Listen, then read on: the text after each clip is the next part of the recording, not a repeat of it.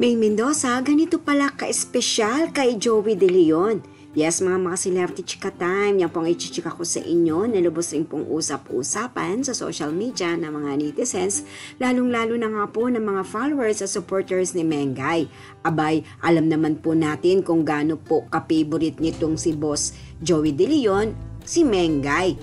Bago po tayo dumako riyan, nais ko po munang batiin mga team bahay, team abroad at mga seniors natin dyan. Shout out po sa inyong lahat at happy blessed Sunday po.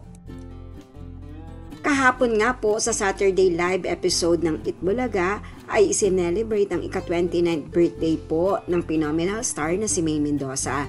And of course, hindi po mawawala ang mga birthday wishes and greetings ng kanyang pinaka-mentor na sina Tito Vic and Joey. Lalong-lalo na nga po si Boss Joey De Leon na talaga naman nga po sa kanyang mensahe sa kanyang social media account ay makikita po natin kung gaano po ka-importante at kahalaga sa kanya ang isang Mengay.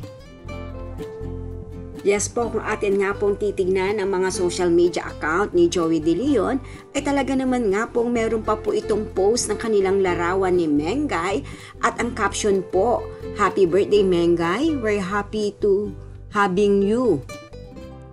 Sa post nga po na yan ni Joey De Leon ay marami po ang napareact, lalong-lalo na nga po mga followers at supporters ni Mengay na tunay naman nga po raw naramdam nila kung gaano po ka-importante at kahalaga si Mengay kay Joey De Leon.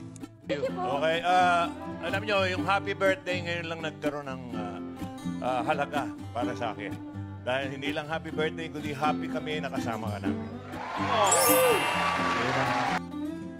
Yan po ang aking chika updates for today. Salamat po sa inyong panonood. Huwag po kalimutang mag-subscribe. Pwede po mag-comment sa ibaba. Basta huwag lamang po harsh o nakakasakit sa isa't isa. Salamat po muli. Spread love, not hate.